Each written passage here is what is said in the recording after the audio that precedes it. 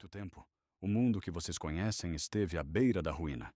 Das profundezas de Faraém, uma corrupção antiga despertou, espalhando caos, loucura e morte por todos os continentes. No centro desse caos, erguia-se uma criatura de poder inimaginável. Um antigo dragão, outrora sábio e honrado, havia sido corrompido. Seu nome? Bálagos, o detentor da chama. Sob suas asas em chamas, reinos caíram, povos desapareceram, cidades inteiras foram reduzidas a cinzas. Mas quando tudo parecia perdido, um grupo de heróis surgiu, vindos de terras diferentes, unidos não por escolha, mas pelo destino. Eles se ergueram contra o dragão. A guerra contra Bálagos rasgou o céu, incendiou montanhas, manchou rios de sangue.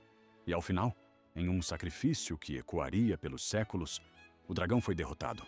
Faraém, enfim, estava salva. Ou, pelo menos, era o que todos acreditavam.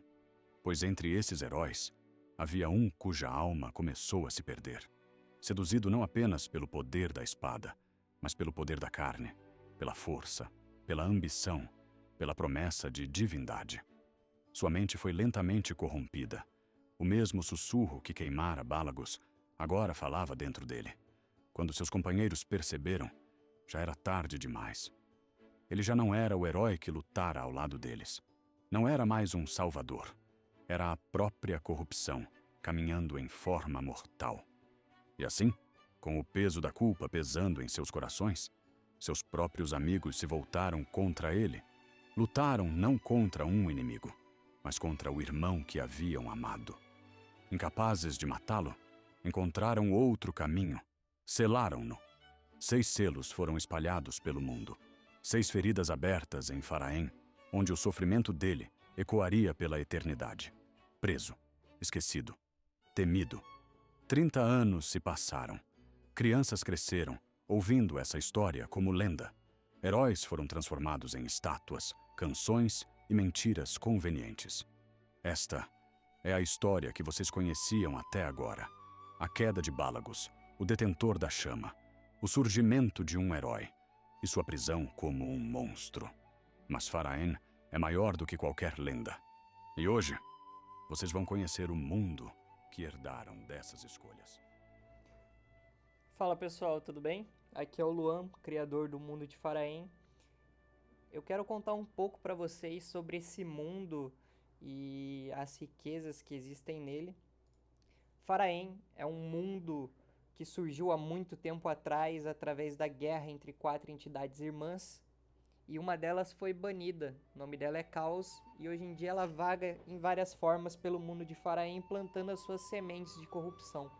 Durante milhares de anos, ela criou guerras, conflitos, trouxe morte e desgraça a esse mundo. E agora, depois de muito tempo fortalecida, ela quer reivindicar o que é dela por direito, que é a sua volta ao plano astral para, enfim, eliminar os seus irmãos. O que vocês estão vendo agora é a criação do Império de Belmort, continente majoritariamente dos humanos. Muito tempo atrás, os anões também viveram um tempo nesse reino, porém, as minas que eles escavaram liberaram um mal profundo. Então, eles abandonaram e foram para Draconis Fulguroso, continente atualmente dos anões.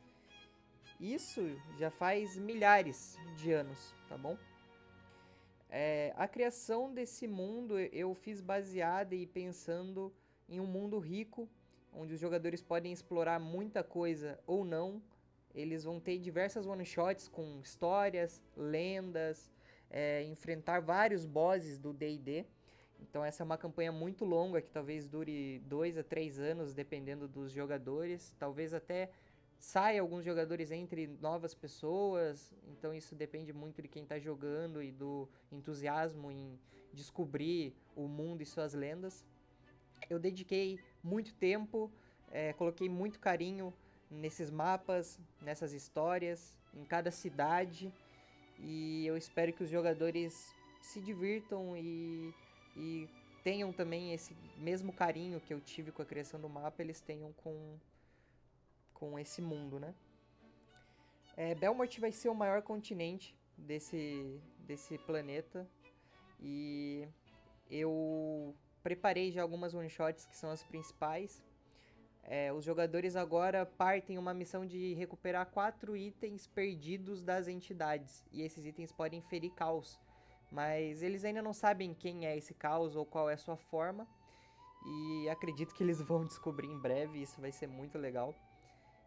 Agora vocês estão vendo a criação de Brasilis, continente, um dos principais continentes para os jogadores, já que a maioria veio de lá. Continente dos elfos, gnomos, criaturas da floresta. É um continente muito bacana, já que a movimentação dele se dá por rios. Vão ter mapas com cachoeiras, vão ter bastante mapas de batalha, bastante one-shots. E, claro, eu não quero acelerar os jogadores a encontrarem esses itens, eles vão ter o tempo deles, o mundo vai receber as consequências do tempo gasto, né? Mas é isso que deixa o mundo legal. Chegar em um ponto onde eles vão falar, putz, se eu tivesse feito tal coisa, talvez isso não tivesse acontecido.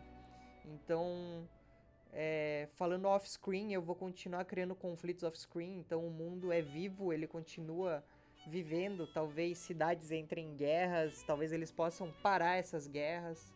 Vai tudo depender do jeito que eles jogarem ou do jeito que eles quiserem jogar.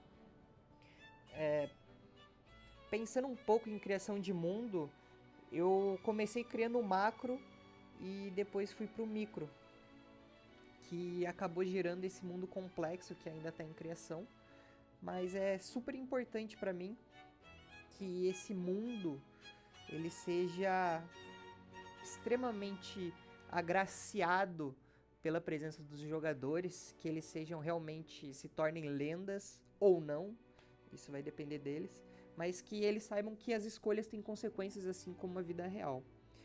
Eu acho que eu já falei bastante do mundo de Faraém. Se vocês tiverem interesse, eu posso criar um vídeo falando só sobre a lore de Faraém.